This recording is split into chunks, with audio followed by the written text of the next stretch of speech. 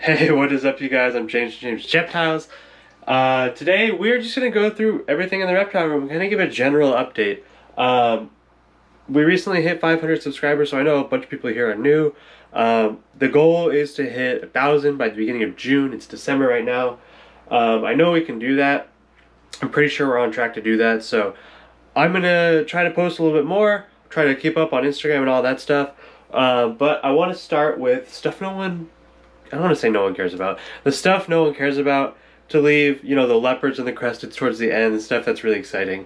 Just get that view time up, right? So we're going to start with my fish. And if you don't know, I have two fish tanks. One in my bedroom that's just kind of, it's got some Danios and some other stuff in it.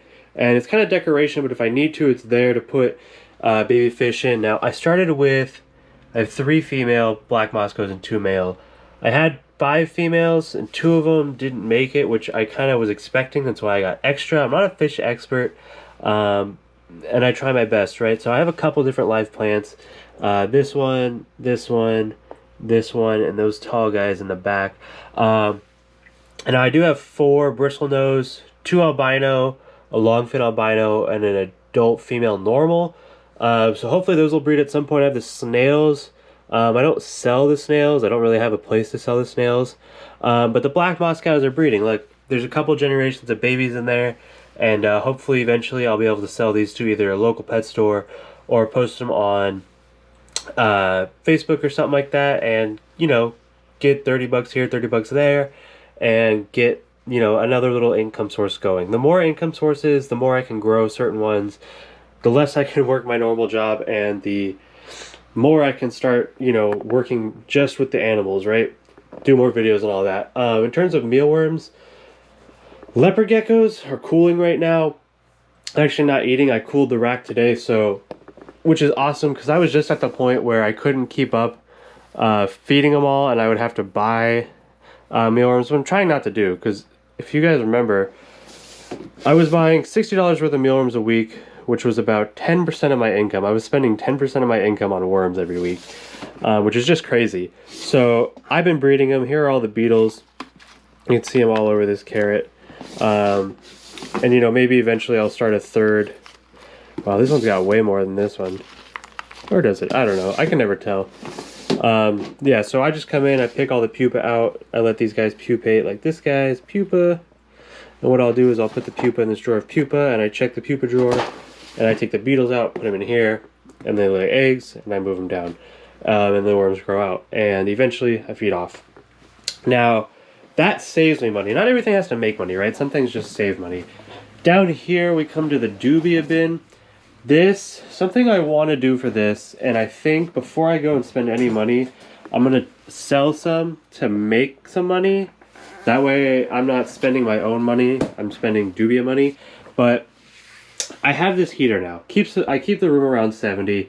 If I'm gone all day or if it's the middle of the night, it doesn't always stay on. It might drop to like 66. Sometimes I turn it higher to like 73 because I get cold.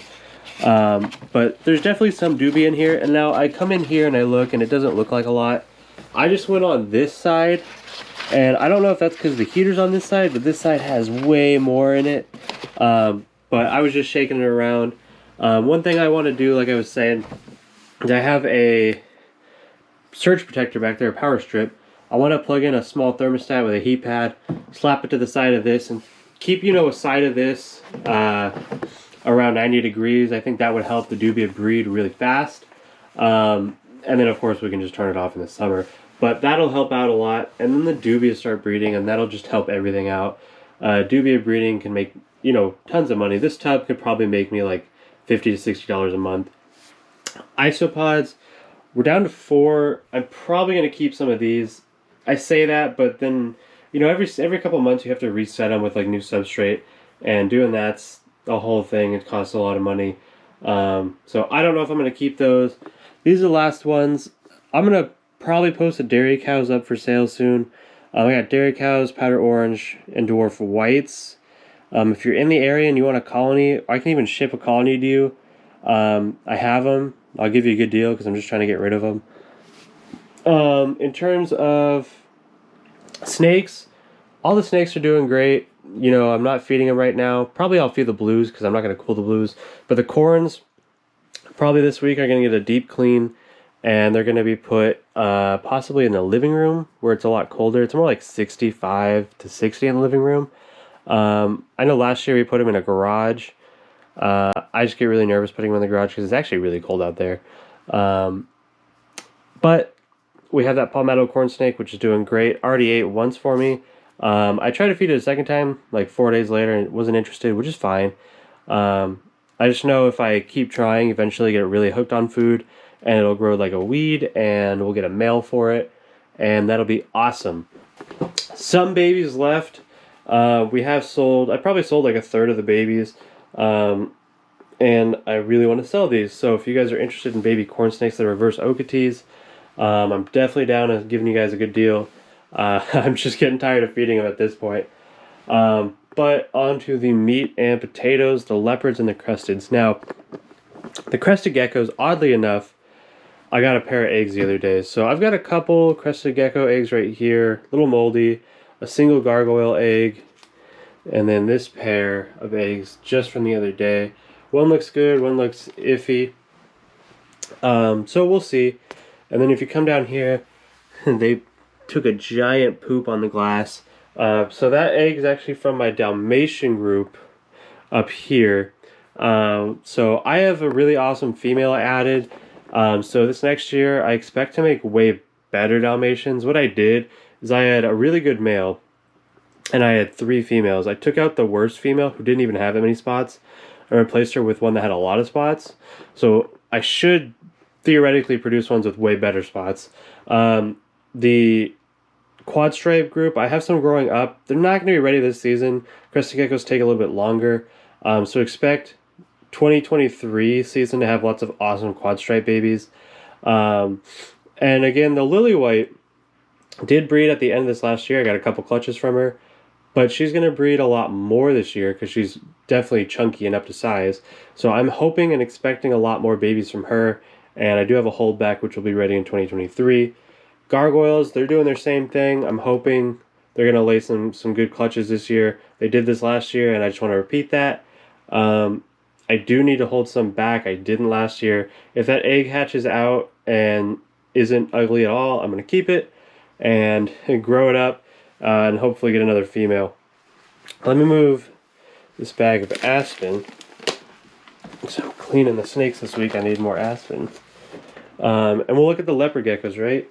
So this rack was males and females.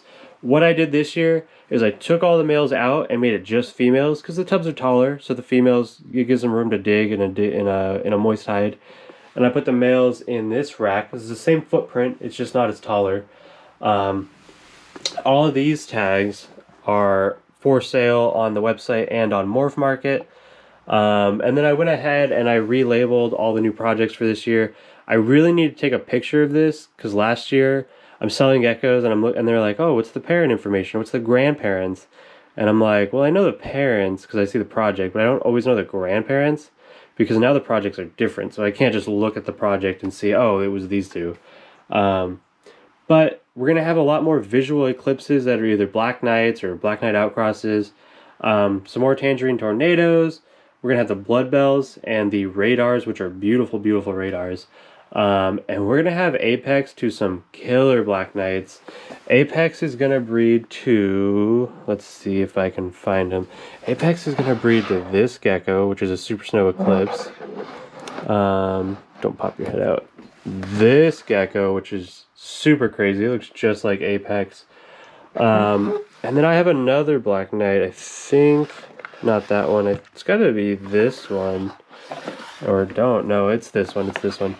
This one also looks just like Apex, but I'm actually putting this one in a different project to hopefully get some Black Knight Eclipses het patternless. I really want to darken that up because I have that one patternless, the Black Knight patternless Eclipse, my one double visual, and it's not black at all. It's not dark because of course it's only 25% Black Knight or something like that, or 50 or something. But unfortunately got the lower end of the spectrum. So I really want to darken that line up. But we're going to have some awesome Black Knight eclipses this year. Definitely look out for that. We're going to be putting them on the website. I need another one of these racks for next year. That's why I'm really focusing on selling some of these that are taking up the double wide tubs. I want to clear out some space. I want to move some of these into double wide tubs. And I really need a second rack because I have my males up here. And I'm like, well, I can cool this female rack, but how do I cool half of that male rack, right? That doesn't really work. So I need to look at getting a second rack. It'll probably be fine if I don't cool the males.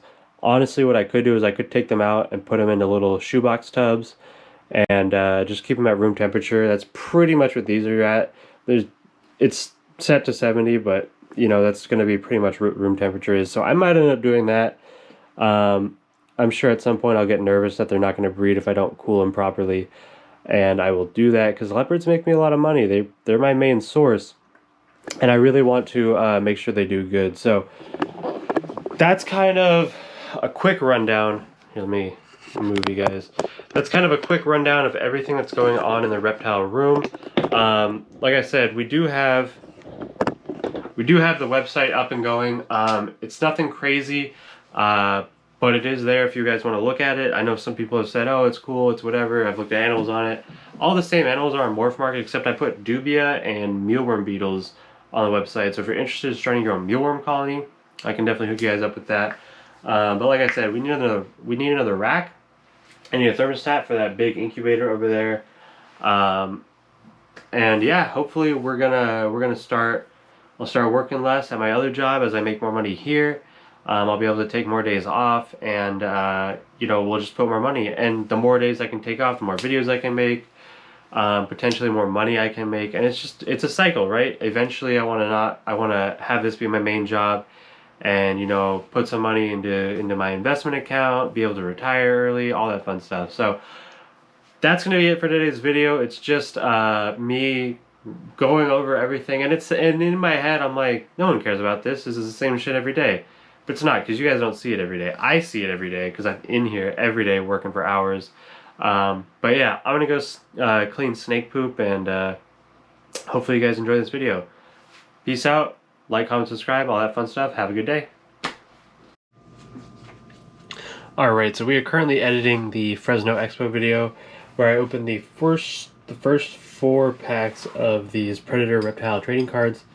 They're super exciting, so before I even film the next video, I'm going to open 2 more. So I've got my stack of cards I have, I think 36, and my couple duplicates. And here are the 14 packs I have left, and I'm just going to randomly pick, really feeling like that pack, and we'll go with the top pack. So we'll do probably 2 a video, depending. But like I said, I'm really kind of hyped on them. They're super cool, and I'm super into them. I don't know if I mentioned this, I messaged Predators Reptiles, and I asked them, I was like, hey, because they sell individual packs on their website for $5, which is what I paid for individual packs at first, until I bought a case of 16 for $60, so I got a discount.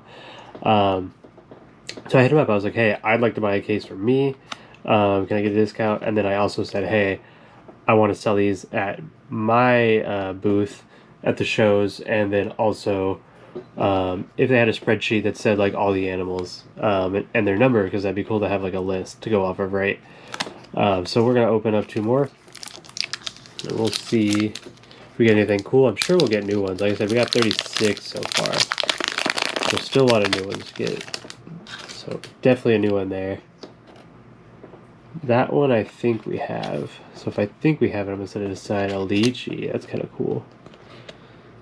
Saltwater crocodile, I think we have. Aldabra, I think we have. I know we have axolotl. I know we have that guy because he's super cool. We got ghost mantid, so we got a lot of repeats. I'm going to double check those later, but this Goody tarantula and a pixie frog. 2 really cool ones. Don't have those ones, and they are when we look at the stack I have, they are in sections. So you got like a bunch of desert animals, you go with some insects, desert, desert, desert, desert, desert, and then the color changes. You need to go to more of jungle animals, And then it goes into insects again, or invertebrates. And the color changes, and you go to aquatics. And you can tell by the back too. The back's, you know, a couple different colors. So, a couple new ones so far. I think we said like 4 new ones. Which really ain't that many. We kind of got a lot of duplicates. Which sucks, because I was looking online and like no one has these. Like no one actually carries them. I think just the store and like this one booth was selling them. And no one actually has any of their own. But there's no one to like trade anyway. And I know we have that one, because it's right there. So, again, I am still looking. Lots of duplicates. Ooh. Oh, Williams Gecko. That's really cool. There are $100, $250, and $1,000 gift cards in some of these. Dragon Snake. Absolutely awesome. Which, if we get any of those, we'll just buy more. Parsons Chameleons. I've been wanting one of those for a while. Coconut Crab we have. And Giant Millipede we do not have. I think we have the Bird Eater. So, you know, we got some new ones, but we did get a lot of duplicates. I think every card pack we do, we're going to just getting more duplicates, because we're going to be looking for less and less new ones, right? So, I hope you guys enjoyed this video. If you did, make sure to like, comment, subscribe. This is going to be a regular thing. Like I said at the last one, we're going to do 2 packs at the end of each video, and I'm going to try to contain myself, and I might just have a bunch of these videos of me opening them, and I'll slowly, pardon me, I had to burp, and I'll slowly add them at the end of each video, so that way I can open the cards sooner, and I'll just put them on the video later, so by the time you watch the last one, I'll have had the whole set for like months. Don't tell anybody. Shh.